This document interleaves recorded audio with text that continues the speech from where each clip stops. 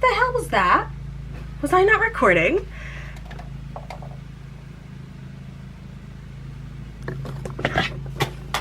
Homophobia. Homophobia. Homophobia. Honestly. She sensed that the tripod. She sensed I bought a new camera and she clocked out. You cannot. Okay. Let's zoom you back out. Hey. I'm honestly shocked, scared, scandalized. I guess I'll see if that even recorded. If it did, my camera just committed seppuku. She said peace while I was doing my intro. So I don't know if it recorded to the card, because it told me first my battery was fucky wucky, and then it told me that my card was. But we're reading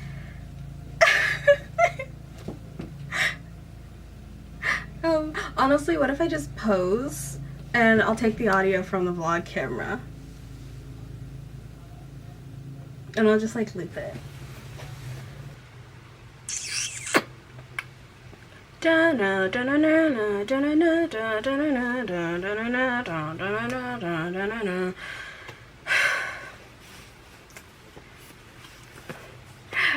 got goosebumps. It's the Clique Summer Collection. I'm actually reading these out of order. Technically, these books came out after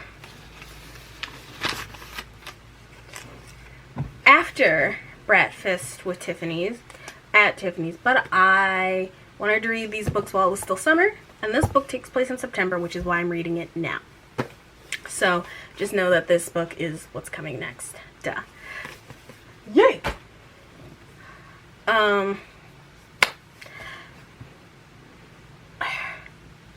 The Clique Summer Collection is a collection of little summer vignettes that take place during the summer between 7th and 8th grade for the girls. There was 5 of them, 1 for each girl, and they came out like month after month. This one was like April or May, and then the next one was May, June, July, August of 2008. I only own physically 3 of these, but I have the audiobook, so I listened to them, and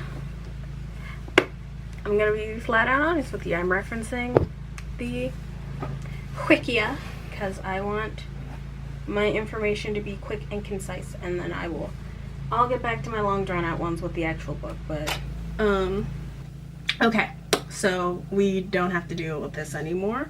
I think, okay, my room is hot. I think I'm gonna blow out my candle, and I'm gonna let the fan run in the background, which I know is audio nightmare for the viewer at home, but I am just, I gotta put me first and use the camera. So with that being said, let's start with book 1, Massey. So post everything that happened in Sealed with a Diss, Massey is off to her writing camp at Gallowall Stables, where she has summer friends that she only talks to at the writing camp over the summer. She's going for a writing championship, like she could be on the front cover of a magazine, which, you know, back up there. Massey loves that. But sadly, one of her teammates has an inner ear infection and is falling off of her. It keeps falling off of her horse. So Massey's like, I will not lose due to you. So she super glues the girl's butt to the saddle. She ends up riding side saddle and winning, which draws the attention of the judges, who are like, what's going on here? And when she does, it is made abundantly clear that cheating has happened. Well, the girl that she strapped to the saddle, the horse, is the owner of the stable's granddaughter, and she's money, so you can't throw her out, and especially because she technically didn't want to cheat. Massey made her. Massey gets thrown out, and she's like, whatever, I'm gonna go to where my parents are having their, their dink, double income, no kids summer in the Hamptons and ruin all that. Mom is pissed. She is like, how dare you? How could you?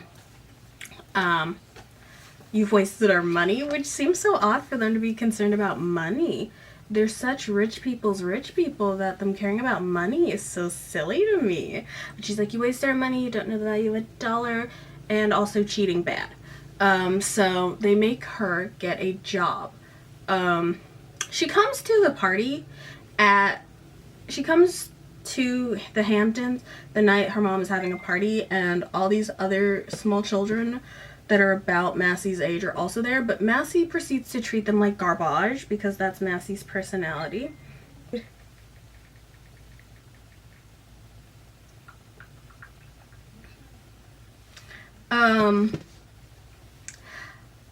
So she just is a menace to these other children, pointing out their split ends and their bad root color and actually getting jobs instead of jobbies, a jobby. Aren't I familiar?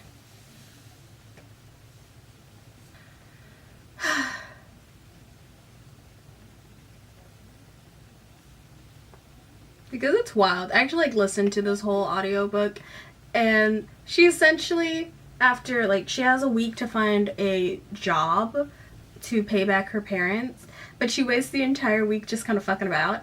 And then hours before she has to, she happens to be reading through Teen Vogue and sees this pyramid scheme. Take pyramid scheme plus Anastasia Beverly Hills, smush them together, and you get this girl boss lip sense pyramid scheme where you're selling makeup to other people. You're not selling the ability to sell the makeup, but you're selling makeup to other people.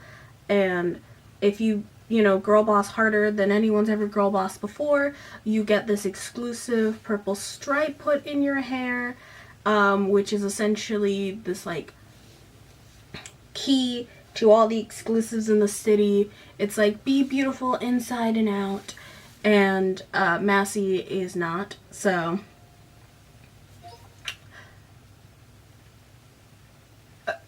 yeah. So she goes about reading through there. That's what happens is if I scroll, I lose that. So she signs up for this girl boss, purple streak makeup, bam, whole thing, and ends up bullying these girls into buying her makeup. She ends up the top salesperson. The first girl she got for $350 on her mom's credit card, and Massey's like, "This is gonna be easy street." She gets snubbed by some girls that are new money, and she was not having that. It is not, no, not for Miss Massey Block. So she girl bosses really close to the sun, bullies many girls, and then gets the deal. Well, now that she's become the top salesperson, everyone has to, all of her clients have to give these little testimonies about how great she is. And all of these testimonies are these girls unironically being like, Massey told me I had the most horrific unibrow God ever did see. And then she plucked it for me and told me to buy this $25 eyebrow pencil. And now I'm truly beautiful. What are you doing over there, huh? What the fuck is that? The fuck is that? Huh? How long have you been indented? The hell is that? The hell is collapse? When did my nose start collapsing in on itself? animals were not meant to have mirrors. We were not meant to see ourselves. You know, tigers live a great and beautiful life without having to see themselves and know that sometimes they are just, their faces just be changing. No, we are not meant to be. We are not meant to see our faces. No ma'am, no sir. So,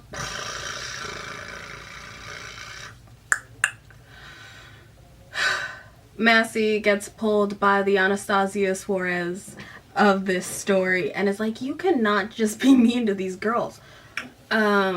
So Massey, she's like, you have to go out there and give a heartfelt apology. So Massey goes out there, doesn't give a heartfelt apology. The crowd cheers. She steals the hair dye pen, gives herself the purple streak, is vlogging it to her friends, and then dips. Period poo. She's earned the money back. She's earned her parents' approval. And she quits Be Pretty Cosmetics. And then is like, I'm never going to use this product again. Which is a great way to maintain continuity. You don't have to have the lip gloss thing that she apparently had an issue with keeping up names. If you just say, we are never using that product again. So she leaves and then goes and buys an exclusive pair of sunglasses from Dolce & Gabbana, which is very funny that, of course, Massey wants the product from the absolute racists. But she she buys these exclusive D&G sunglasses that she wouldn't have been able to buy if she wasn't an exclusive member of the whatever tribe. And so she's off to be happy.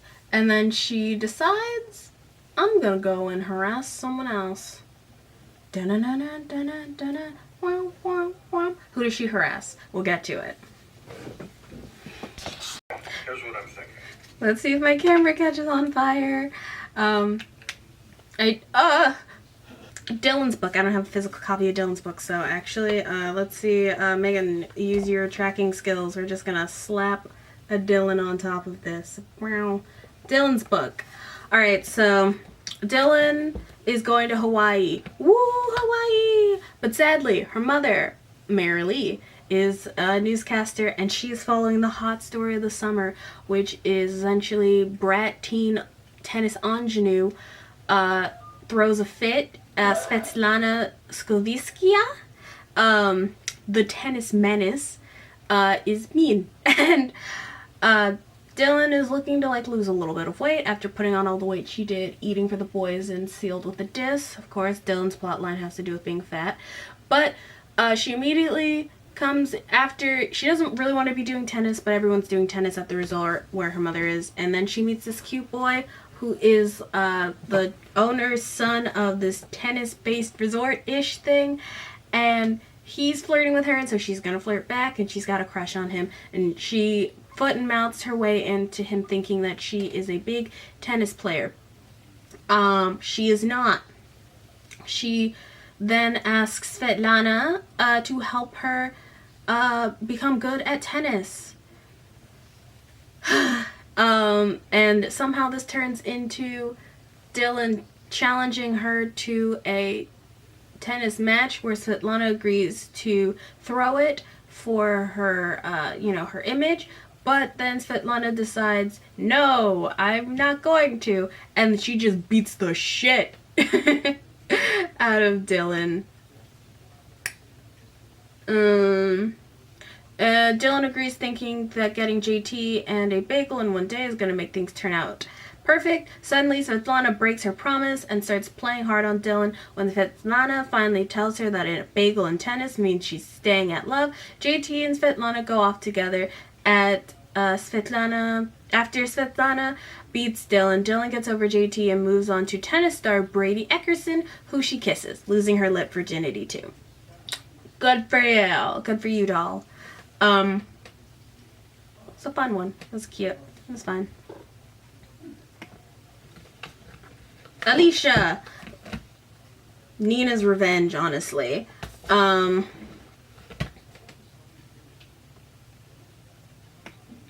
Nina goes to Spain for the summer, as she tends to do. But she's now, instead of hanging out with just Nina, she's hanging out with Nina, Isobel, and Cecilia, her Spanish cousins. They all want to be in a local pop star's music video. Alicia brings all of her, American fancy clothing, and the twins are fighting over it, Isabel and Cecilia. Alicia finds out as punishment for stealing her sister's boots, Nina had to do whatever they wanted 150 times, including humiliating things such as cutting her hair Dora the Explorer style. Upon arriving, she discovers that she is to room with Nina, which is obviously going to be tense because of, the emotional terrorism that occurred in this book.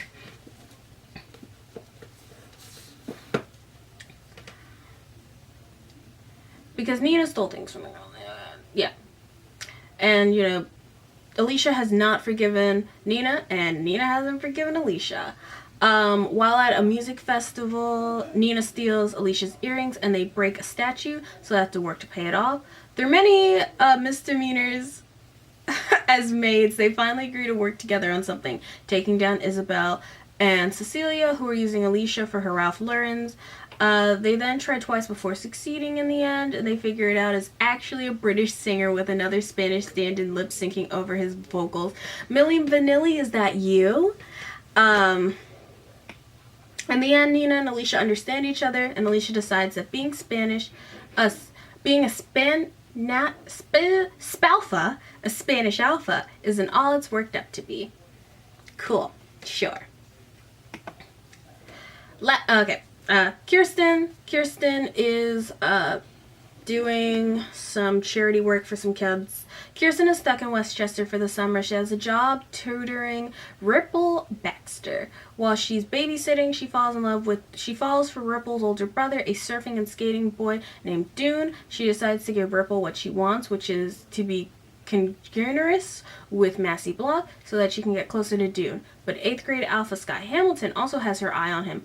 Further, what chance does she have with her around? She gets advice from the Witty Committee, the LBRs that Massey would normally never let Kirsten associate with, which includes Lane, which is fun. We got a Lane story. Ripple dishes Kirsten for Sky. The Witty Committee comes up with a top-secret plan.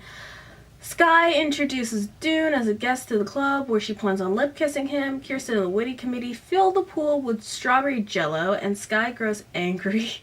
Dune laughs, causing Sky to leave, and Dune and Kirsten share a moment. But then security shows up, and Kirsten runs, leaving Dune and the Witty Committee behind. Cool. This is the one that makes the least amount of sense to me. This is Claire's.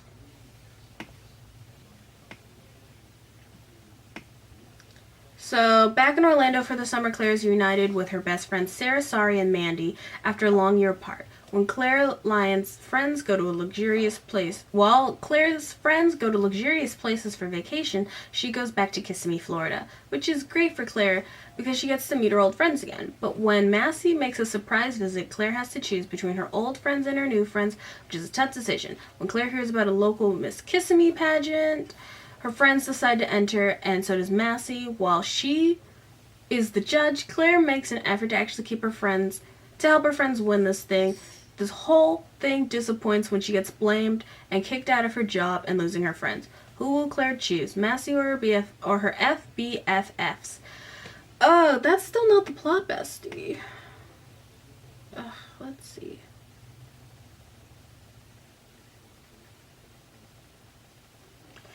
I think, I'm reading some of it. It's cute. Let's go through the last chapter together.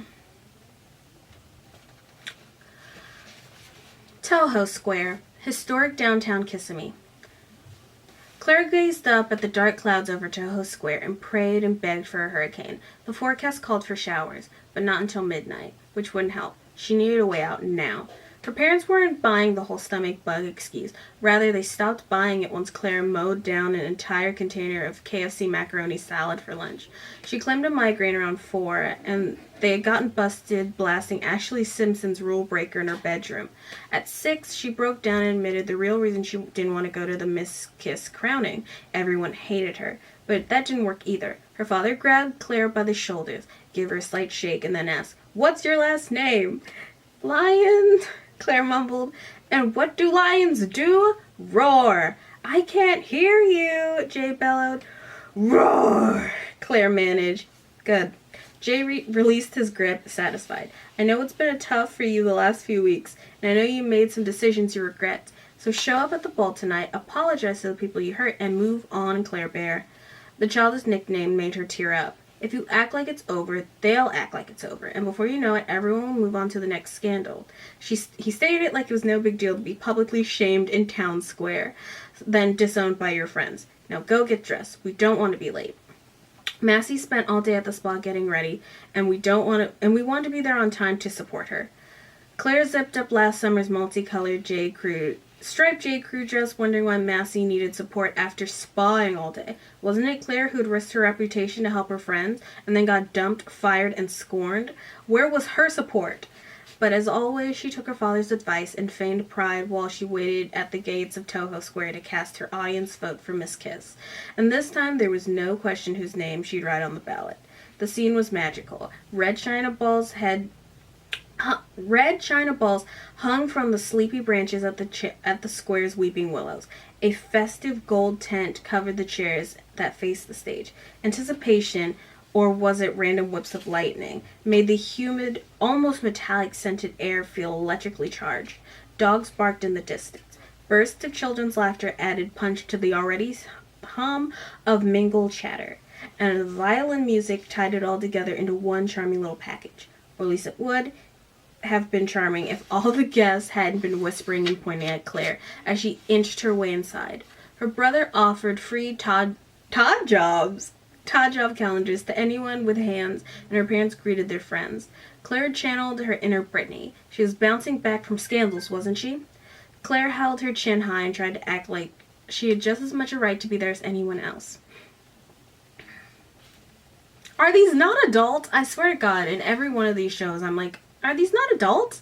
Once Claire placed one ketted foot inside, a man shouted, "Look, it's the lying lion!" He pushed back the brim on his black Greetings Orlando cap and lifted his camera. Before Claire had a chance to react, photographers surrounded her and started clicking. Claire's vision instantly became obscured, not by flashes or infinite panic, but by a mass of shaggy red hair.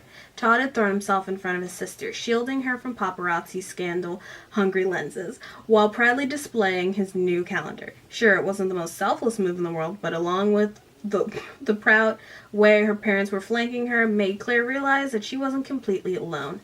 This made her feel like she could hold her head high despite the unforgiving glares and whispers, until SAS grazed by like complete strangers, sending Claire's short-lived confidence to its grave.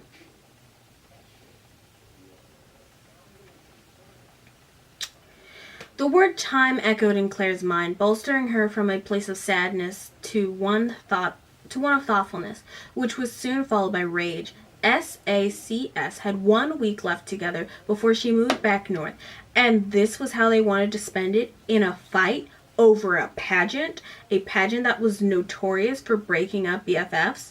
They had known deep down inside that Claire had been trying to help them, trying to be a good friend, trying to be fair, and if they didn't, they were about to. Whew. Massey, dressed in a gold silk chiffon dress with black roses across the bust, was breathtaking. Her tan had been dusted in bronze shimmer. Her glossy hair was in a purposely messy updo. Her purple streak was made to look like it accidentally fell from the diamond lips that clipped it together. But Claire knew better. Bean pranced by her black rose-covered slides, wearing gold blazer and a matching pillbox hat. Massey wins Miss Kiss, and then is like, well, I'm actually going to Westchester, so who cares? And then someone else is anointed the position. A girl.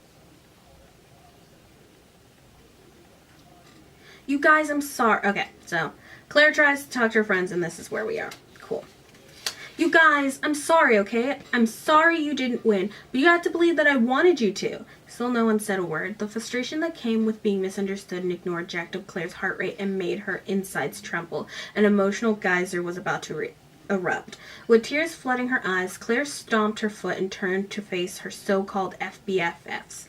I cheated for you, lost my check for you, and have been nicknamed the Lying Lion by the press because of you. Still nothing. Claire sniffled. I have 1 week left here. Do you really want to spend it like this? Amanda lifted her blue eyes to meet Claire's.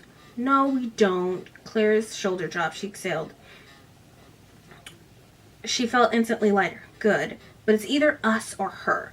Claire gasped like someone who had been slapped in the face. The decision shouldn't have been too difficult, considering Massey had kicked her out of the pretty committee. But still, she resented being asked to make it. Why do I have to choose? Why can't I be friends with all of you equally? On stage, Gracie took another bow and adjusted her glimmering tiara.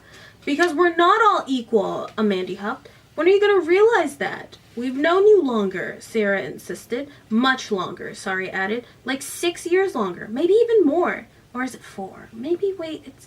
While Sass bickered to figure it out, Claire fired off a quick text to Massey. I know you're not talking to me, but if you were, would you make me choose between you and them? Massey responded immediately. No, I know you'd choose me. How do you know? What would you rather?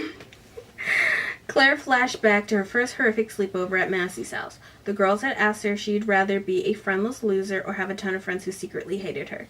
Back then, her answer had been B, but now that she knew what it was like to have friends who secretly hated her, Claire's answer had changed. You know what, Sass? 3 sets of eyes turned towards her. I've made my choice. Claire turned on her heels, on the heel of her brown and blue polka dot keds, and waved goodbye. You're choosing her? Amanda gasped. Nope. Then who are you choosing? Sarah called after her. Me. The rain was starting to fall in thick, heavy drops like they had been building up for a while. Everyone scattered for the parking lot. Claire knew her decision was the right one. Even Todd seemed to think so. But still, her walk to the car seemed like an endless journey filled with deep sighs and nail-biting self-doubt. Miss Kiss was done. SACS was done. Orlando was... And there's Massey, and there they are. All in friendship. And Massey gives Claire the check that she would have won, I guess, for Miss Kiss. And she's like, this is for you, and all, you know, to buy clothing so that you can look super cute at the start of 8th grade, because I want my best friend to, you know, drip her drown, baby, drip her drown. So that's how the summer collection ends. I think I actually do have to take another... Ow, my knee. But yeah, that is the Clique summer collection. I kind of ran through these quickly and just kind of read off the wiki because I'm a busy girl who deserves a break. But honestly, they were kind of insane. Like, listening to all of Massey's book, she essentially just like gaslights these girls. And it's like, you're ugly, you're broke and sad, and your money's new. And then immediately actually has consequences for it, and then no one actually cares. And I think that's very funny. I actually like Dylan's a lot because giving Dylan a love interest for her to be infatuated with instead of being, you know, fully infatuated with being fat is always good. Alicia, you know, dealing with the ramifications of what happens after you emotionally, you know, target your cousins and do demon shit to them. What happens after that? Kirsten having to study and deal with, you know, hot girl syndrome from what's her tits, from Sky, and Claire, you know, what happens when you bring Massey anywhere. Massey wants to be the center of attention, but I also do think it's kind of fun that Massey, like, given the opportunity to go and be with any of her friends, chose to go be with Claire. I think that's very fun. I kind of love their relationship now. It's toxic. Well, I mean, what's life without a little bit of acid? You gotta throw a little sugar on it. Yeah, this was stressful to film. I'm at the edge of my seat if my camera was gonna explode or not. But that's why you always gotta have camera 2. Camera 2 is always on. Yeah, I'll be back with Bratfest at Tiffany's in, like, at the end of September, obviously. So, get ready for that. And, Fate of the Winx should be out by the time this comes out. It should be out before that. And I also talk about Claim to Fame recently. So any one of those videos are gonna be in my recommended video, my playlist, Girl Bossing Through History, obviously. Actually, it might be Year of the Clique, but who knows. Yeah. At some point, I'm gonna get back to Secrets of My Hollywood Life. I just been a busy bee. A busy bee. You'd think having one day a week where I'm not completely at home for 4 hours wouldn't completely, you know, fuck up my shit, but it do be doing that.